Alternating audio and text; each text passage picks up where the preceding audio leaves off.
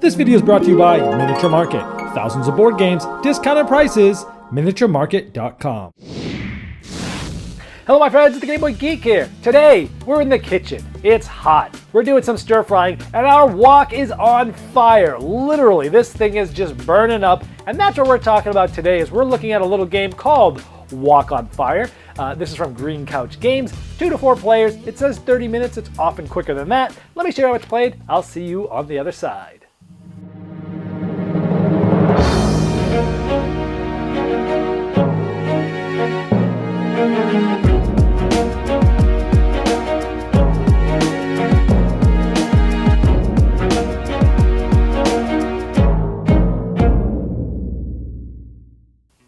At the beginning of the game, everybody gets to pick their color and spatula. At the beginning of the game, you create a wok by throwing a bunch of cards in there. There'll be about 24 cards in this deck that you'll be drawing from later. And here are the sort of the boundaries of the wok. Some cards might go flying out, but at this point, we start here with a wok. First thing you do on your turn is stir fry. So when you're stir frying, you actually get to do this twice. So what you're gonna do is you're gonna put your spatula without trying to move any of the cards, and you're going to flip. And there is a chili. And I get to do it a second time. So maybe I kind of come over here and I go, ooh, I got all those. After that's done, I then get to take 2 ingredients.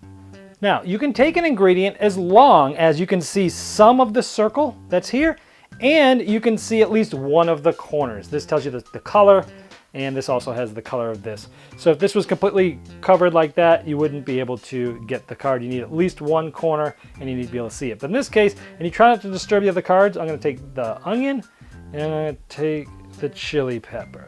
And after you've taken those ingredients, you're gonna chop. You're gonna take the deck that's out there, you're gonna draw 2 cards from it without looking, put them in your hand, and then you're literally going to just, in a chopping motion, you're going to chop that into there. Now, if it goes out of the wok, it'll end up getting brought back in. Also, when you flip cards, if they're out of the wok, they will get added to the chop to be added to this. And then it'll be the next player's turn, you continue doing this. And this will continue until that chop deck is empty, and then we'll score. You're gonna be collecting sets. So for example, the chicken. Whenever you get chickens, you basically pick up all the chickens. So they're only worth 2, but if there's a bunch of them out there, you could kind of wait and press your luck and see if more come out, or see who's gonna finally take them for 2 points apiece. The pork is worth 3 points apiece, but plus 5 if you have the most of them. Shrimp is just straight up 4 points. Broccoli is 5 points apiece, but if you have the most broccoli, it's gonna be minus 10. So people usually try to avoid broccoli because nobody really likes it. Mushroom, this is 1 card. You have to get, if you get a set of 3 mushroom cards, you have 18, otherwise they're worth nothing. Onions are worth 1, 6, 15, 24, 35, depending on how many you have of them. Green peppers are interesting. When you flip over a green pepper, you must stop, automatically take this thing, put it in front of you, and then you do another stir fry for free because it's minus 5 points. However, if you made it with the chili pepper, it's no longer minus 5, it's actually plus 10, but it's both of these cards take up that plus 10.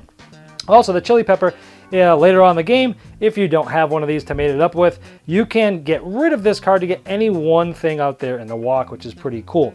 The garlic is really cool. Also allows you to stop, flip up another stir fry, and then give anything to an opponent. Usually a good time to give them some broccoli.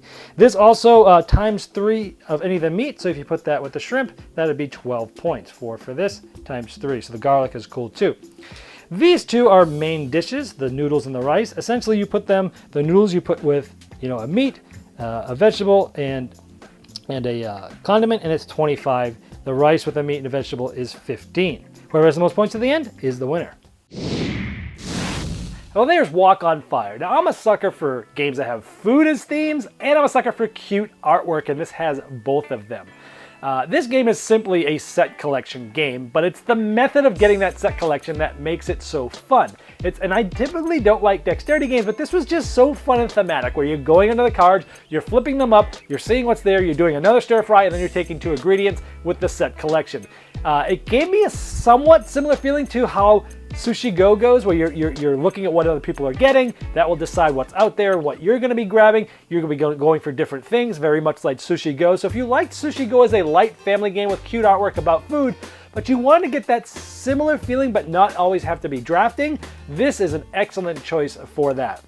I liked it. It was a lot of fun.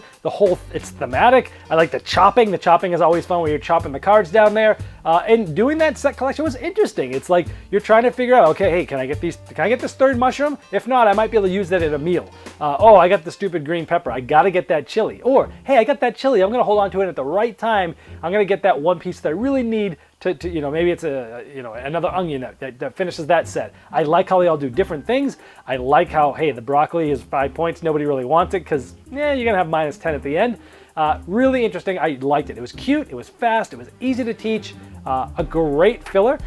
If I have any negatives to say, it's that if you're not playing this game on, say, a game table or a game mat, and you're playing it on a flat table, it's going to be really hard to sort of get under the cards with your spatula. You almost have to like hold your hands down and almost lift up some of the corners to get them going like that. And so that was kind of a pain because almost every time we played on a flat surface, we had to lift up the cards to put the spatula under. I would rather it just slide under, but hey, that's cards. So just play it on a mat for those reasons, and it's going to be a lot better. But overall, that's nitpicking because the game is a ton of fun, and I loved it so much, and it's so unique feeling and looking that I actually am going to be keeping this one in my library. So let us induct it with a saxophone serenade. Here we go.